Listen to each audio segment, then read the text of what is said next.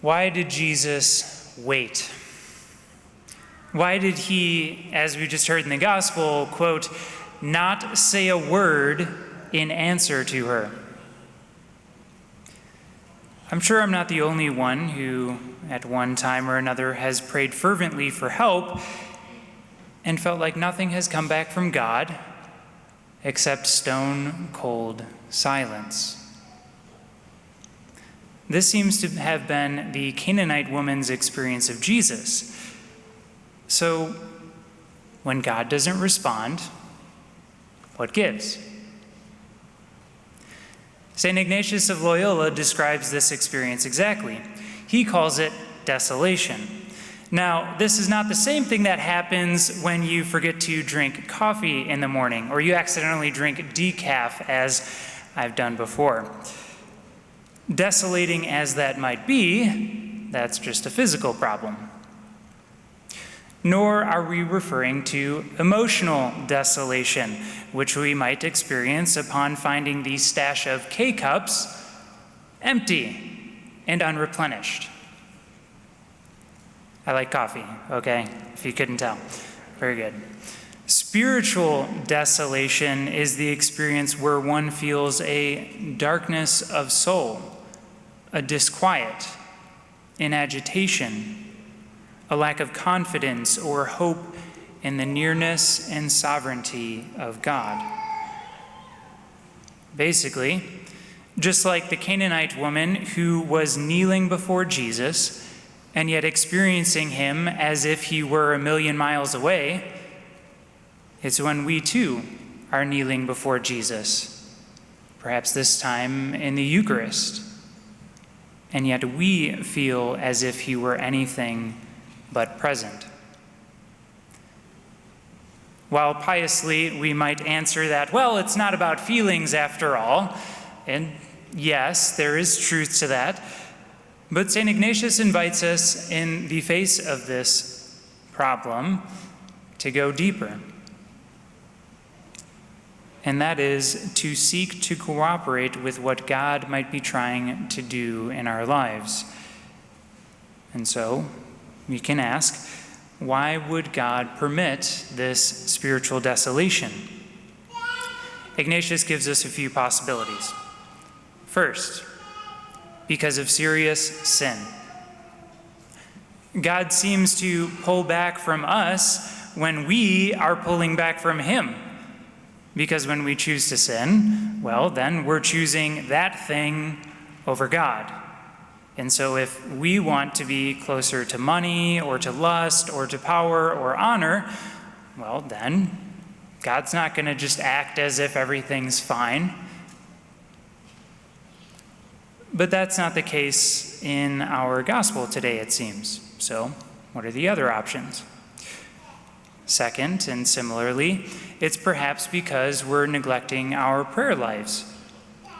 Whereas before we were reading the Bible 10 minutes a day and fasting on Fridays, and now things have just started to slip, well, it's no wonder then that in that case we would experience an emptiness where previously we felt close to God.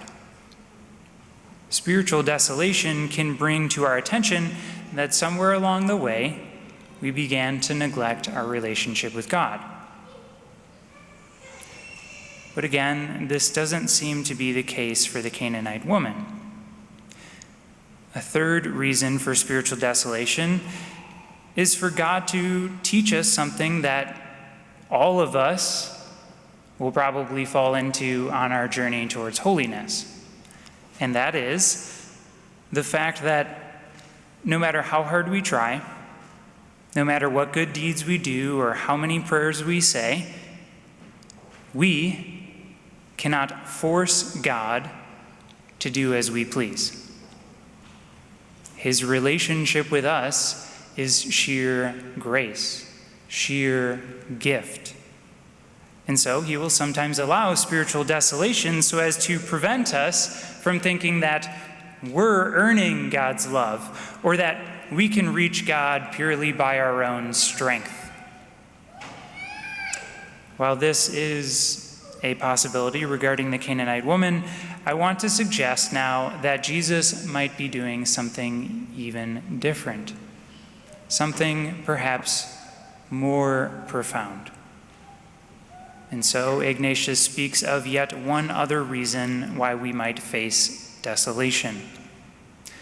But this time, it's not just so that God can get us back on track, as it were. Rather, it's to draw us deeper into relationship with him.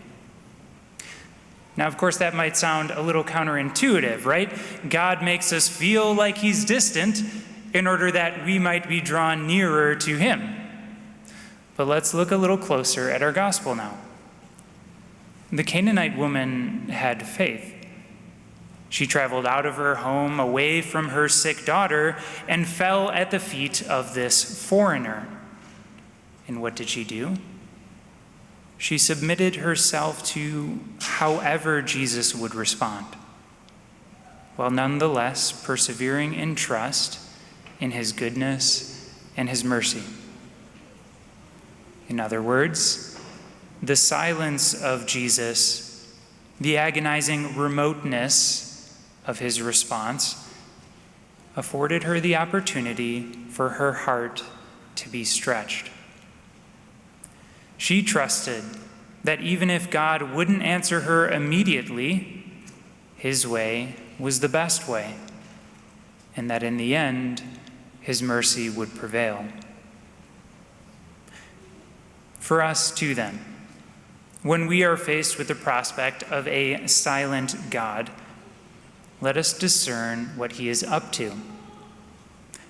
Is there sin that we need to cut out? Are we slipping in our spiritual practices? Are we trying to control God or to earn his love? Or perhaps, in this moment, he is inviting our hearts to grow. We know who Jesus is, that he would die for love of us. Let us then trust in him and trust in his response to our prayers. Amen.